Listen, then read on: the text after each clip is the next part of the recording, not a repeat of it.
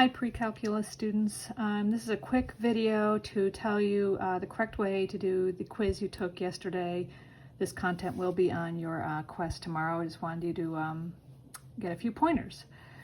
So when it says write the complex number in trigonometric form, you all knew that you were supposed to find the radius r. Most of you guys did this fine. You square the real coefficient and the imaginary coefficient. Make sure you don't square the I. This is just the two coefficients. And when you do that, you get the radiuses too. I did a little drawing over here to show what we're talking about here. The complex plane, as you guys know, this is the real axis, and the imaginary axis is the vertical, what we think of as the y-axis. So this number, the -1 is the real part. You go out -1 on the x-axis, and you go up positive √3 on the imaginary. This is √3i units. And this is where our point lives in the complex plane, where one axis is real and the other is imaginary. What you're really finding here is just the same old radius we've always found. And it's a positive number, and it's really just using the lengths of these two sides of this triangle to find the third side. It's Pythagorean theorem, basically. So that's 2. We're going to need that 2 in the complex form. What the complex form wants is this angle that you're going to put into these two spots. I got the angle simply by doing a drawing. This is my favorite way to figure these things out. I didn't see many people do it this way though. But anyway, -1, again, our point is here. This angle has to be a 60. This is a special triangle. It's the 30, 60, 90, but this is the 60 here.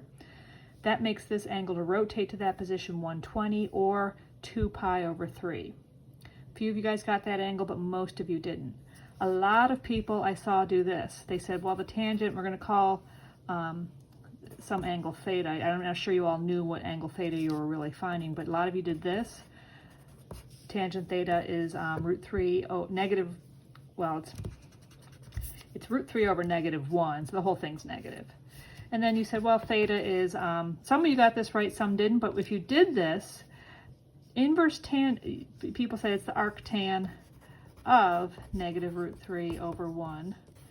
And then you said theta equals pi over 3. Sorry, -pi over 3.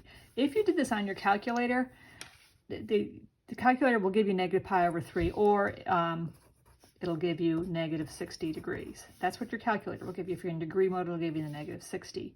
That is not a third quadrant angle. Our point is living in the second quadrant. Sorry, I already said third quadrant. It's a second quadrant angle. So Mr. Sung might have showed you, or the book if you've looked at it, that you can add 180. This -60 degree angle is right here. And that would have also a -√3 over 1 as its tangent. The thing is, arctangent on your calculator is never going to give you a second quadrant angle because of the limited range of arctangent. It's only going to give you first and fourth quadrant angles. And the fourth quadrant ones are going to be these negative angles. So some of you then said, well, we're going to add pi to this. That's fine, plus the -pi over 3. And that does give you the 2 pi over 3, which I have here in the radian form. Or you could add 180 to your -60, and you're going to get the 120. I saw people adding 2 pi to what they got here. I saw people not getting the right angle here. I saw people using positive pi over 3. This is a negative ratio. You're not going to get a positive angle. You're not going to get a first quadrant angle. Pi over 3 out as your answer. So I would be careful using this method if you don't understand how to interpret your answer correctly. Your arctangent is going to give you an angle in the fourth quadrant or the first quadrant. It's never going to give you a third quadrant angle. I highly recommend you do drawings of where the complex number is, and it helps you judge whether you got your angle correctly. So most of you who got lost points on this one, you gave me angles that weren't even in the second quadrant where this number lives. So you lost typically 1.5 points for messing up the angle. The other thing people sometimes messed up was putting this 2 in front.